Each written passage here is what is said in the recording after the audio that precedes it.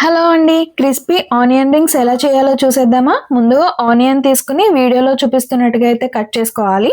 తర్వాత రింగ్స్‌ని సెపరేట్ చేసుకోవాలి. ఇప్పుడు ఒక బౌల్ తీసుకొని దీనిలోకి 2 స్పూన్స్ వరకు మైదాని వేసుకొని ఆనియన్ రింగ్స్ వేసుకొని ఒకసారి అయితే కోట్ చేసుకోవాలి.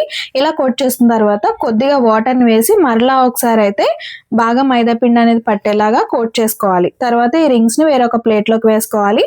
మిగిలిన మైదా పిండిలోకి హాఫ్ స్పూన్ వరిపిండి, 1 స్పూన్ కార్న్ ఫ్లోర్, టేస్ట్‌కి తగినంత సాల్ట్, కొద్దిగా కారం, అలాగే దంచి పెట్టుకున్న వెల్లుల్లి పేస్ట్ కొద్దిగా. ఇప్పుడు దీంట్లోకి కొద్దిగా వాటర్‌ని వేసుకుంటూ మరీ లూజ్‌గా కాకుండా కొద్దిగా థిక్ బ్యాటర్‌లా అయితే కలుపుకోవాలి.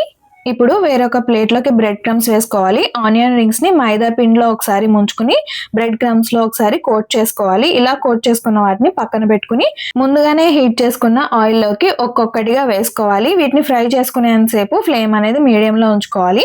మంచి గోల్డెన్ కలర్ వచ్చిన తర్వాత వీటినైతే సెపరేట్ చేసుకోవాలి. ఇంతేనండి, టేస్టీగా ఉండే ఆనియన్ రింగ్స్ అయితే రెడీ అయిపోయినాయి. టమాటో సాస్‌తో సర్వ్ చేసుకుంటే టేస్ట్ చాలా బాగుంటుంది. Thank you for watching.